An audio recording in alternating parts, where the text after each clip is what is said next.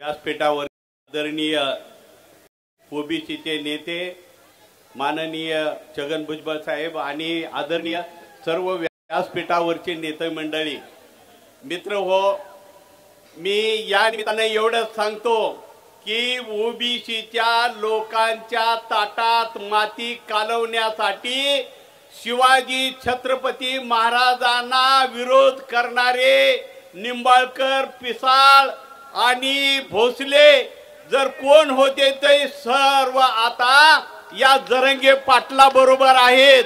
आणि आम्ही ओबीसीचे मावळे, ओबीसीचे सर्व मावळे शिवाजी महाराज म्हणायचे की गरीबाच्या शेतात गेलं तर त्याचं देठ सुद्धा उपडू नका असं सैनिकाला सांगितले होते। आणि हे जरंगे पाटलाचे मराठे ओबीसीचं सर्व देठ तोडून खायला निघाले। आणि मराठीमध्ये एक म्हण आहे, पाटील आणि सर्व गावाचं चाटील आणि पुन्हा नंतर ओबीसीचं चाटील। भटक्या विमुक्ताच्या लोकांना खासदार आमदार होऊ नये म्हणून या प्रस्थापित मराठ्यांनी भटक्या विमुक्ताला संविधानाच्या बाहेर ठेवून त्यांचा सत्यानाश केला। आणि आता ओबीसीला राजकीय आरक्षण मिळू नये म्हणून जाणीवपूर्वक इथल्या प्रस्थापित मराठ्यांनी डाव रचला की मराठ्यांना आरक्षणासाठी रोका। खरं तर मराठ्यांना मी एकच सांगतो, जरंगे पाटलाच्या मागे लागलात तर तुमचा सर्व वाळवंट होणार आहे, कारण तुमच्या पदरात काही पडणार नाही।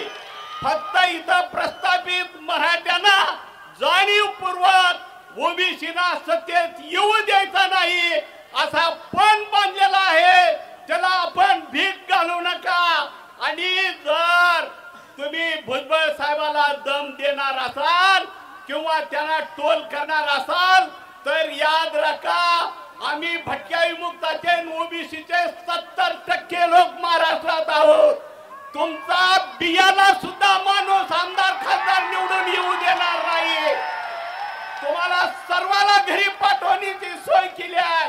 भुजबळ ओबीसी ताईत आहे, या ताईताला हात लावला तर याद राखा, एवढाच मी तुम्हाला सांगतो।